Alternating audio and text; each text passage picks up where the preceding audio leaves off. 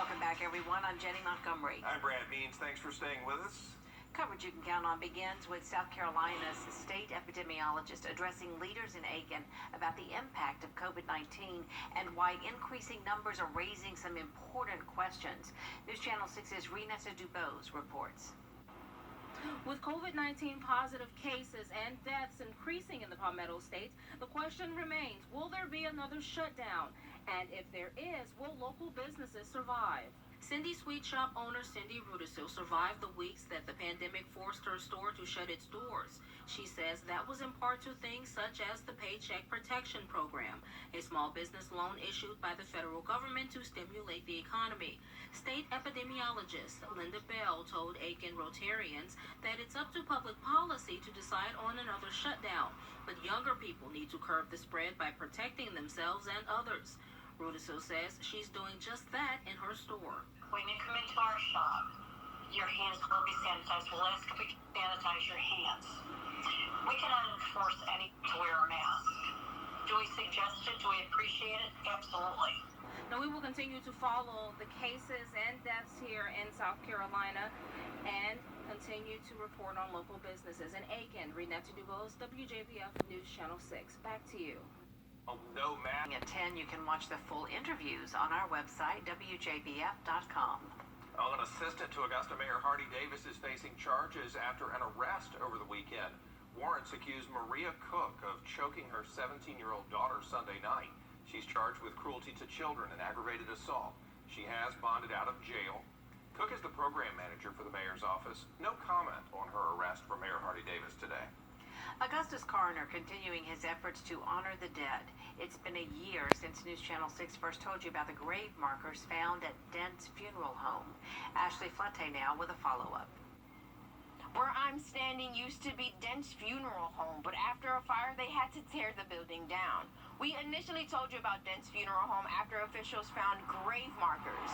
Now, a year later, they're still working to put some of those grave markers where they belong. We started off with right at 140, and we got 46 left. Coroner Mark Bowen says finding where some of the grave markers belong was not an easy task. The grave markers were found in the garage of the old Dent's Funeral Home on Dagnant Street in Augusta,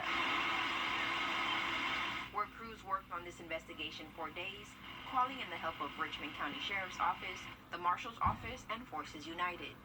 The momentum started out real good.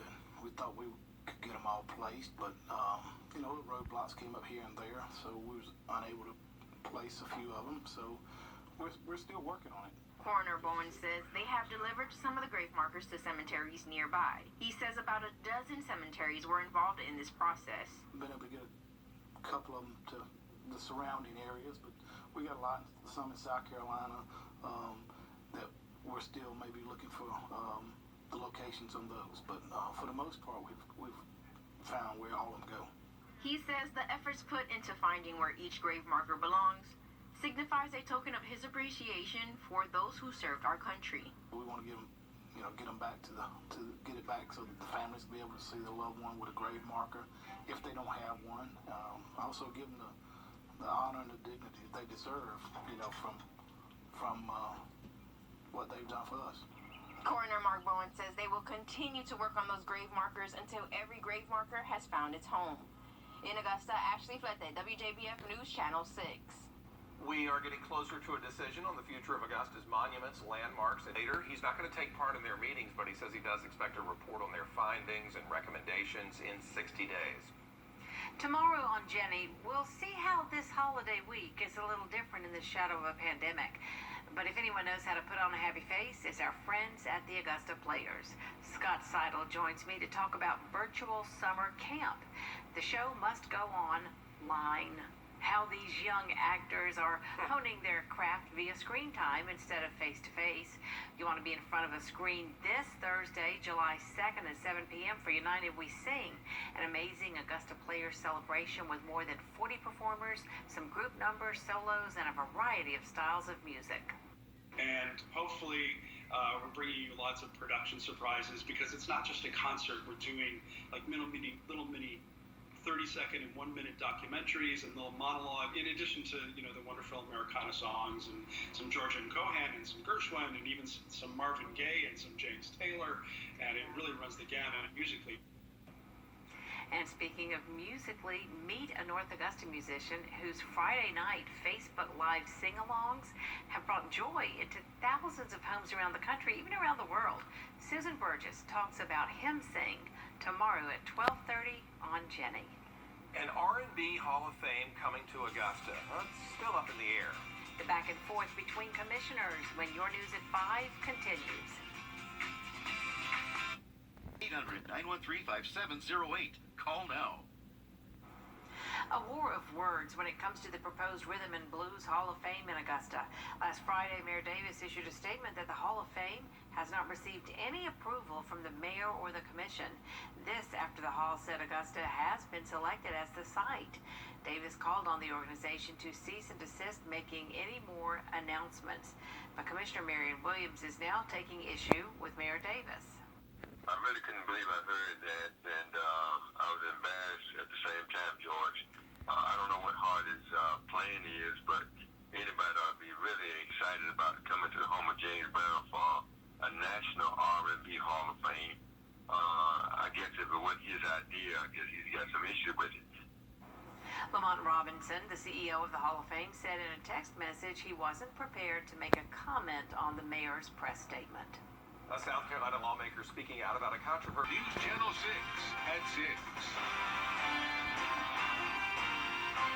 Welcome back, everybody. I'm Brad Means. And I'm Jenny Montgomery. Coverage you can count on continues tonight with the president of the Augusta Firefighters Association saying major problems are going unreported within the Augusta Fire Department.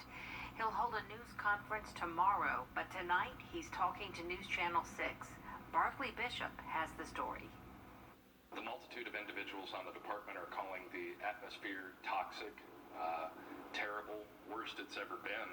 It's for those reasons that Mike Tomaszewski says something has to be done. As president of the Augusta Firefighters Association, publicly announcing he wants Chief Chris James to go. You don't have a response to that.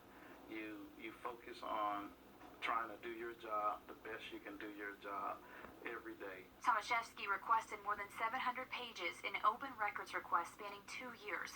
A majority of his concerns deal with lack of staffing within the department. That concern is not just a concern of the Augusta Fire Department.